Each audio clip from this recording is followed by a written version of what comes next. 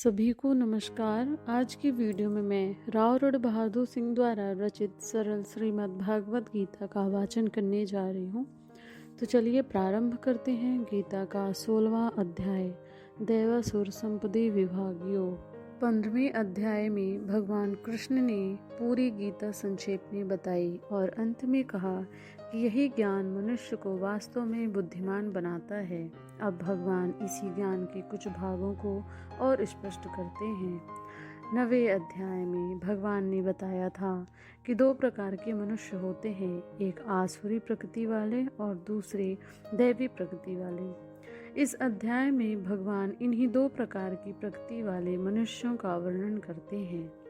पहले दैवी प्रकृति वाले मनुष्यों का वर्णन करते हैं।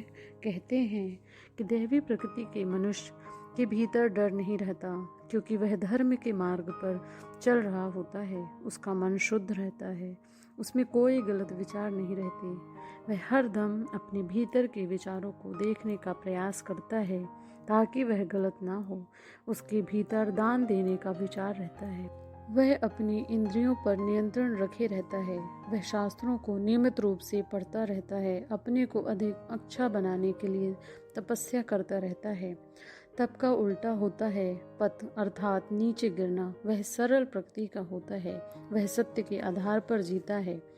क्रोध पर वह अपना नियंत्रण बनाए रखता है। वह त्याग का महत्व जान लेता है। बुरी को छोड़कर अच्छी चीज को पाने का प्रयास करता है। दूसरों की बुराई नहीं करता। बुरा काम करने में वह लज्जा करता है। सबके लिए उसके मन में क्षमा का भाव रहता है। जो काम प्रारंभ करता है उसे पूरा करके ही छोड़ता है। मन से, कर्म से और वचन से वह दूसरों की बुराई नहीं करता, अर्थात हिंसा नहीं करता। उसके मन में शांति और दया बनी रहती है। वह कोमल भाव का होता है। उसके भीतर लालच नहीं रहता। वह तेजस्वी स्वभाव का होता है, जैसे अग्नि जिसे कोई छू नहीं सकता। किसी के साथ द्रोह नहीं करता। वह आदर पाने का भिखारी नहीं होता। अब इतना बताकर भगवान आसुरी प्रकृति का वर्णन करते हैं। आसुरी प्रकृति का व्यक्ति भीतर कुछ और भाव रखकर बाहर कुछ और भाव दिखाता है। उसे अपने बारे में बड़ा ऊंचा भाव रहता है, जिसका कोई आधार नहीं रहता। हरदम क्रोध से भरा रहता है। वह बड़ा कठोर स्वभाव का होता है। दूसरों की सुविधा या सुख का ध्यान नहीं रखता।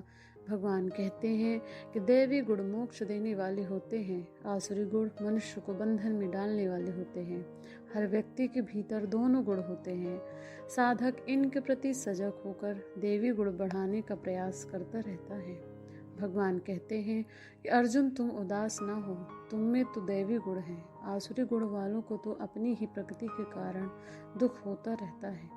भगवान कहते हैं कि नरक जाने के 3 दरवाजे होते हैं। ये है इच्छा, क्रोध और लोभ। भोग की इच्छा करना नरक का रास्ता इसलिए होता है क्योंकि उसको पूरा करते करते आदमी थक जाता है, पिसता रहता है। इच्छा पूरी हुई तो और इच्छा पूरी करने का लोभ होता है। यदि इच्छा नहीं पूरी हुई तो क्रोध आता है।